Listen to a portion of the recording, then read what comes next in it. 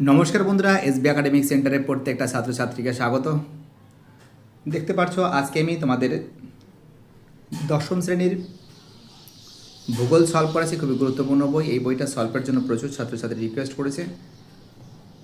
ভূগোল, মাধ্যমিক আধুনিক ভূগোল ও পরিবেশ, প্রান্তিক প্রকাশনীর রণজিৎ গরাং। তো দেখো, যারা ভিডিওটা দেখছো প্লিজ চ্যানেলটাকে সাবস্ক্রাইব করো, সমস্ত বন্ধুদের মধ্যে শেয়ার করো। আর তোমাদের আমরা প্রত্যেকটা চ্যাপ্টার সুন্দর করে বিস্তারিতভাবে আলোচনা করব। এবং তোমরা দেখতে পাচ্ছ এটা কিন্তু আমাদের নতুন কিন্তু সংস্করণ করা হয়েছে 2026 সালে জানুয়ারি মাসে, একদম নিউ আপডেট বই। এই বইটাই তোমাদের সামনে আমি তুলে ধরছি আজকে। তো দেখতে পাচ্ছ এবার আমি তোমাদের সলভ করে দিচ্ছি থার্ড চ্যাপ্টার বাড়িমণ্ডল। ঠিক আছে, এই বাড়িমণ্ডল সলভের জন্য প্রচুর ছাত্রছাত্রী রিকোয়েস্ট করেছে যে স্যার আপনি থার্ড চ্যাপ্টার বাড়িমণ্ডল চ্যাপ্টারটা সলভ করে দিন। তো তোমাদের জন্য নিয়ে আসছি, হাজির হয়েছি আমাদের থার্ড চ্যাপ্টার বাড়িমণ্ডলটা। এই চ্যাপ্টারটা আমি সলভ করে দিচ্ছি। সম্পূর্ণ ভিডিওটা দেখতে থাকো। চ্যানেলের সঙ্গে যারা নতুন সদস্য আছো চ্যানেলটাকে সাবস্ক্রাইব করো, সমস্ত বন্ধুদের মধ্যে শেয়ার করো। তোমাদের সাপোর্ট, তোমাদের ভালোবাসা আমার একান্তই কাম্য। চলো প্রথম প্রশ্ন, একের প্রশ্ন, সমুদ্র স্রোত সৃষ্টির মূল কারণ কি? তোমরা জানো সমুদ্র স্রোত সৃষ্টির মূল কারণ হলো বায়ু প্রবাহ। সমুদ্র স্রোত সৃষ্টির মূল কারণ কি? আনসার বায়ু প্রবাহ। দুই থেকে প্রশ্ন, সমুদ্র স্রোত বেঁকে যায় যে সূত্রের প্রভাবে? তোমরা জানো ফেরেলের সূত্রের প্রভাবে। সমুদ্র স্রোত বেঁকে যায় যে সূত্রের প্রভাবে? আনসার হবে ফেরেলের সূত্র। তিন থেকে প্রশ্ন, পৃথিবীর প্রায় কত শতাংশ অঞ্চল বায়ুমণ্ডলের অন্তর্গত? অ্যান্সার হবে বি এর অ্যান্সার 71%। পৃথিবীর প্রায় কত শতাংশ অঞ্চল বায়ুমণ্ডলের অন্তর্গত? অ্যান্সার হবে 71%। চারের প্রশ্ন, উষ্ণ শীতল সমুদ্র স্রোত যে স্থানে মিলিত হয় তাকে হিমপ্রাচীর বলে। উষ্ণ ও শীতল সমুদ্র স্রোত যে স্থানে মিলিত হয় তাকে হিমপ্রাচীর বলে। পাঁচের প্রশ্ন, শীতল ল্যাব্রাডর ও উষ্ণ উপসাগরীয় স্রোতের মিলনে ঘন কুয়াশা ঝড় ঝঞ্ঝা সৃষ্টি হয় যে উপকূলে তাকে নিউ ফাউন্ডল্যান্ড বলে। অ্যান্সার কী হবে? নিউ ফাউন্ডল্যান্ড বলে। চলো পরের প্রশ্ন, ছয় থেকে প্রশ্ন, এল নিনোর প্রভাবে দেখা যায় যে মহাসাগরে? এল নিনোর প্রভাবে দেখা যায় প্রশান্ত মহাসাগরে।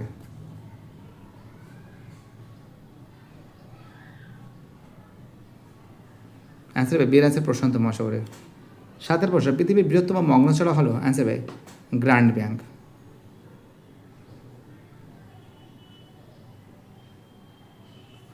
আটের প্রশ্ন, মরাকোটালের সময় চাঁদ ও সূর্যের পৃথিবীর সাপেক্ষে নিম্নলিখিত কোন অবস্থান করে? অ্যান্সার হবে 90°। সি এর অ্যান্সার কী হবে? 90° হবে।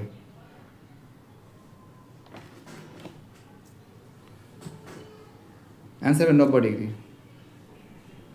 নয় থেকে প্রশ্ন, পৃথিবীর ও চাঁদের দূরত্ব সবচেয়ে বেশি হলে তাকে বলে অ্যাপোজি বলে। পৃথিবী ও চাঁদের দূরত্ব সব থেকে বেশি হলে তাকে অ্যাপোজি বলে। দশের প্রশ্ন, কোনো স্থানের মুখ্য জ্বর ও গৌণ জ্বরের সময়ের ব্যবধান কত? দেখো এটা কোশ্চেনটা সঠিকভাবে নেই। অ্যান্সার হবে 12 ঘন্টা 24 মিনিট 22 সেকেন্ড হবে। অ্যান্সার হবে 12 ঘন্টা 24 মিনিট 22 সেকেন্ড প্রায়।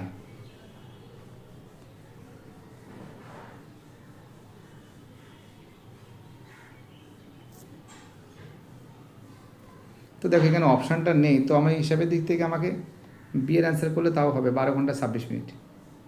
এছাড়া তো কোনো গতি পাচ্ছি না, এটাই করবে আর কি বলবো। দেখো সত্য মিথ্যা নির্ণয় করতে হবে, কাছাকাছি এসে তাই ওটা করলাম। দেখো যেটা সত্য সেটা রাইট মারবো, যেটা মিথ্যা সেটা কী করবো? সেটা কিন্তু কেটে দেবো। প্রথম প্রশ্ন হচ্ছে সমুদ্র তরঙ্গ সমুদ্র স্রোত একই বিষয়। দেখো সমুদ্র তরঙ্গ সমুদ্র স্রোত কিন্তু একই বিষয় না, ভুল আছে। দুই থেকে প্রশ্ন, দুই মেরু অঞ্চলের উষ্ণ স্রোতের উৎপত্তি, দুই মেরু অঞ্চলে উষ্ণ স্রোতের সৃষ্টি হয় উৎপত্তি, এটা ভুল আছে। তিন থেকে প্রশ্ন, বায়ুর বেগ ও সমুদ্র স্রোতের বেগ একই, এটাও ভুল আছে। চারের প্রশ্ন, গভীর সমুদ্র স্রোতের জলের ঘনত্ব অধিক, গভীর সমুদ্র স্রোতের জলের ঘনত্ব অধিক, এটা ঠিক আছে।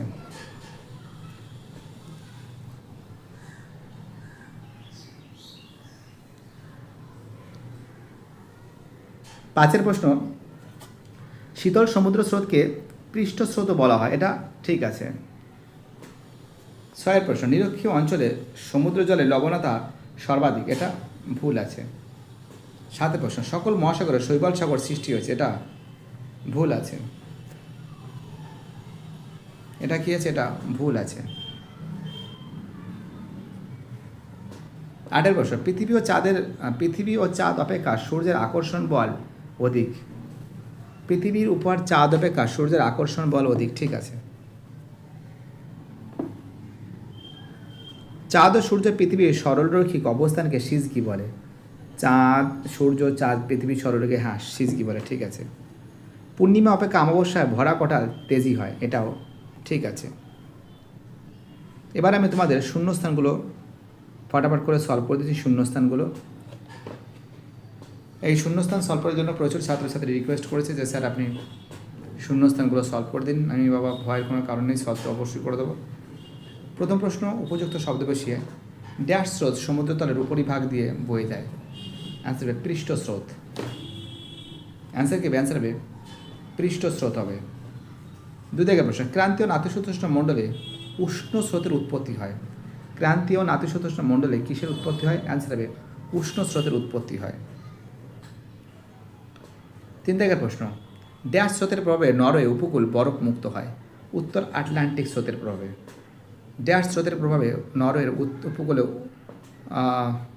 বরফ মুক্ত থাকে। উত্তর আটলান্টিক। 4 প্রশ্ন, বেঙ্গুলা স্রোত ড্যাশ মহাসাগরে বয়ে যায়। অ্যান্সার হবে আটলান্টিক। বেঙ্গুলা স্রোত ড্যাশ মহাসাগরে বয়ে যায়। অ্যান্সার হবে আটলান্টিক। 5 প্রশ্ন, পৃথিবীর উপর ড্যাশ বলের প্রভাব গৌণ জ্বর সৃষ্টি হয়। অ্যান্সার হবে কেন্দ্রাতিক। অ্যান্সার হবে কেন্দ্রাতিক বলের প্রভাবে গৌণ জ্বর সৃষ্টি হয়।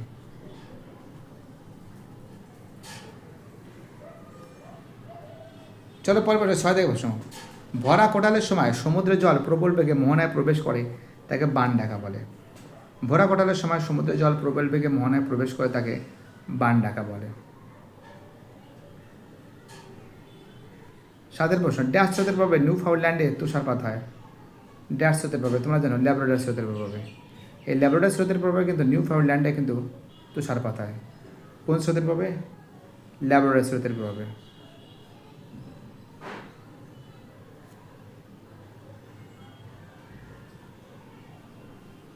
8 প্রশ্ন, চাঁদ ও পৃথিবী সূর্যের মাঝে একই সরলরেখা থাকলে তাকে সিজগি বলে। চাঁদ ও পৃথিবী সূর্যের মাঝে একই সরলরেখা থাকলে তাকে কী বলে? তাকে সিজগি বলে।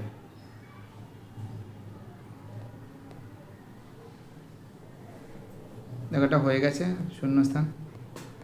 এবার তোমাদের আমি এখান থেকে যে বাম স্তম্ভ ডান স্তম্ভ আছে, এই বাম স্তম্ভ ডান স্তম্ভগুলো সলভ করে দেবো। সম্পূর্ণ ভিডিওটা দেখতে থাকো। দেখো হিমশৈল, হিমশৈল কী হবে? অ্যান্সার হবে হিমপ্রাচীর। শৈবাল সাগর আটলান্টিক। তোমরা জানো যে শৈবাল সাগর কিন্তু আটলান্টিক মহাসাগরে দেখা যায়। ল্যাব্রাডর স্রোত সি। অ্যান্সার হবে শীতল স্রোত।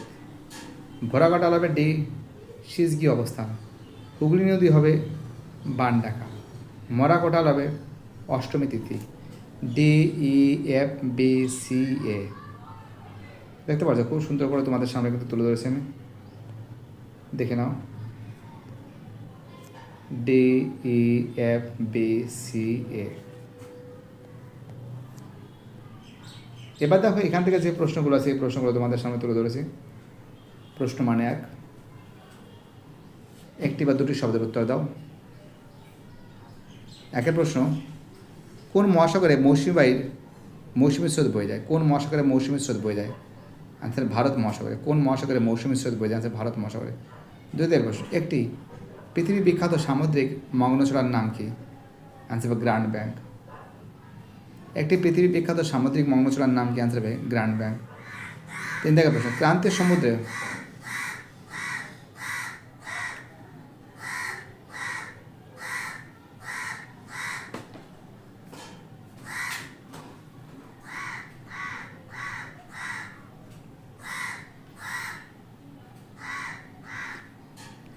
ক্রান্তীয় সমুদ্রে কোন ধরনের সমুদ্র স্রোত উৎপত্তি ঘটে? আনসার হবে উষ্ণ।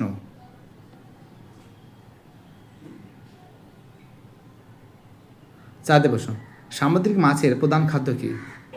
তোমরা জানো সামুদ্রিক মাছের প্রধান খাদ্যের নাম কি? আনসার হবে প্লাঙ্কটন। সামুদ্রিক মাছের প্রধান খাদ্যের নাম কি? অ্যান্সার হবে প্লাঙ্কটন।